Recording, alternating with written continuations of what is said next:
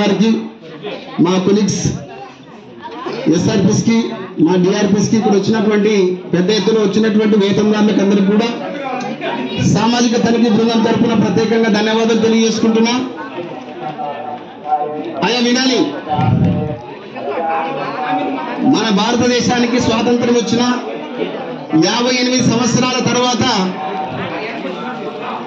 భారతదేశానికి హక్కుతో కూడినటువంటి చట్టం ఒకటి వచ్చింది. అమ్మ వినాలి, అమ్మ వినాలమ్మా.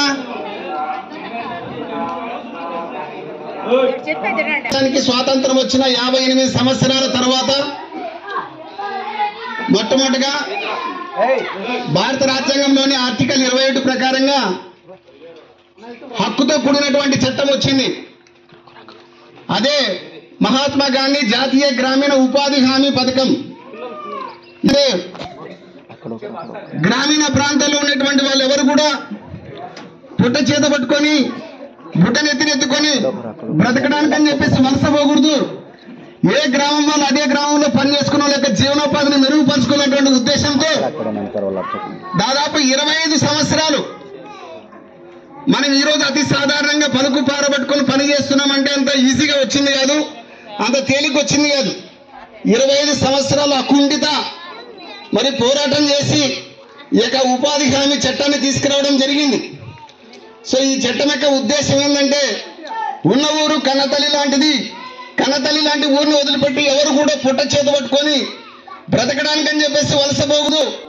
ఏ గ్రామం వాళ్ళు అదే గ్రామంలో పని చేసుకునే వాళ్ళ యొక్క జీవనోపాధిని మెరుగుపరుచుకునేటువంటి ఉద్దేశంతో ఈ యొక్క ఉపాధి హామీ పథకం అనేటువంటిది వచ్చింది.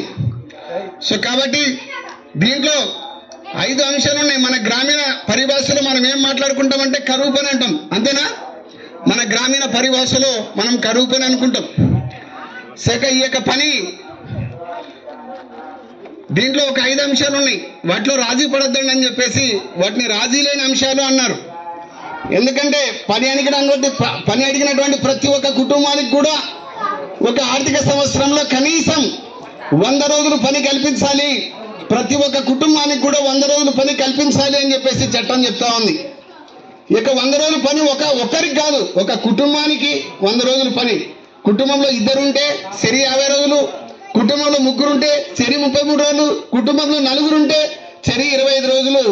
ప్రతి ఆర్థిక సంవత్సరంలో, ప్రతి ఫైనాన్షియల్ ఇయర్లో, ప్రతి ఆర్థిక సంవత్సరంలో ఖచ్చితంగా కూడా మీ యొక్క కుటుంబానికి 100 రోజులు పని కల్పిస్తారు. ఈరోజు మనం ఇంత పెద్దలో మన భాగస్వామ్య గ్రామీణ మరి మూల్యాంకన పటమేసి మీకు వివరించడం జరిగింది. మరి స్లోగన్స్ చెప్తూ మనం ర్యాలీ చేయడం జరిగింది. ఈరోజు యొక్క గ్రామ సభ అనేటువంటిది కూడా మనం నిర్వహించడం జరిగింది.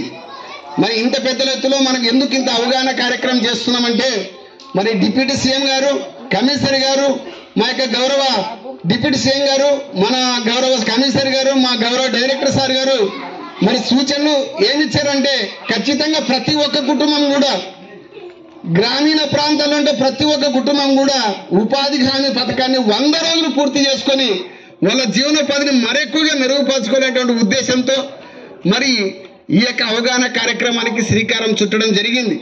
సో కాబట్టి మీరు దయచేసి ఇంత శ్రమని మరి ఇంత కార్యక్రమాన్ని మరి ఇవన్నీ కూడా మీరు దయచేసి అర్థం చేసుకొని, మేము మీకోసం వచ్చాం, మీ గ్రామంలోకి వచ్చాం.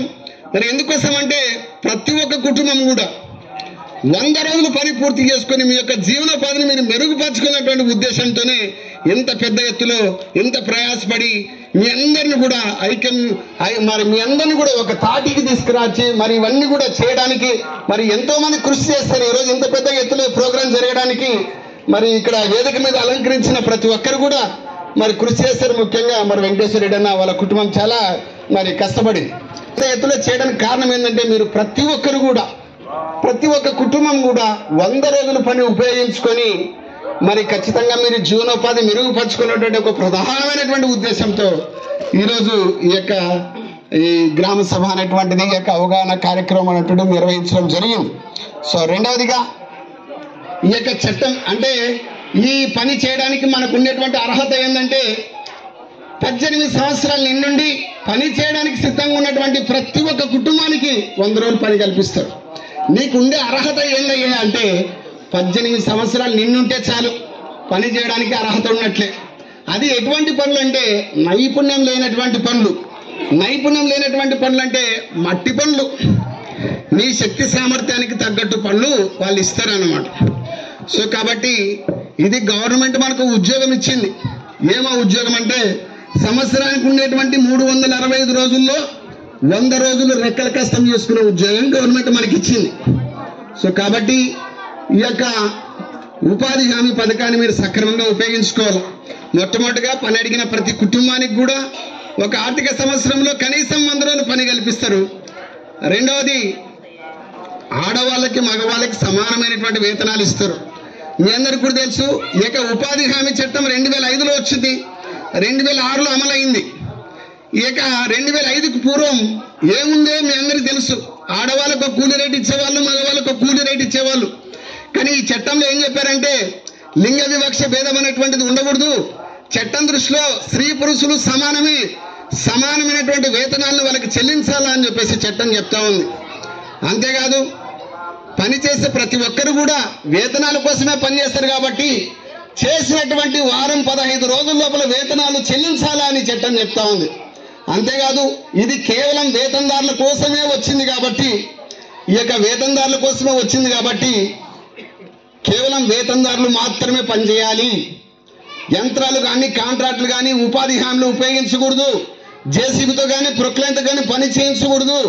ఒక మళ్లింపు కాలువ పని ఒక 20 మంది 30 మంది వేతనదారులు ఒక 15 రోజులు చేస్తే అదే పని జేసీబీ చేస్తే 1 గంటలో చేసిపోతుంది. అప్పుడు 15 రోజులు పని వేతనదారులు నష్టపోతారు అన్నటువంటి ఉద్దేశంతో మరి యంత్రాలు కానీ ఉపయోగించడం ఉండకూడదు ఉపాధి హామీలు అని చెప్తా ఉంది. అంతేకాదు, గ్రామ సభ ఏమైతే తీర్మానిస్తుందో అటువంటి పనులు మాత్రమే చేపట్టాలి అని చెప్పి చట్టం చెప్తా ఉంది. మరి గ్రామ సభ అన్నాక మరి అందరూ పెద్దలు ఉంటారు, అందరూ కూర్చోవడానికి ఈ విధంగా అనుకునేటువంటి ఒక ప్రదేశంలో కూర్చొని ఎవరు బడుగు బలహీన వర్గాల వాళ్ళు ఉన్నారు, ఎవరు చిన్న సన్నకారు రైతులు ఉన్నారు, ఏ పనులు చేసుకోవడానికి గ్రామానికి అనుమతులు ఉన్నాయి, ప్రభుత్వం నుంచి ఎన్ని రకాల పనులు చేసుకోవచ్చు, దాదాపు ప్రభుత్వం నుంచి మనకి అనుమతి వచ్చినటువంటి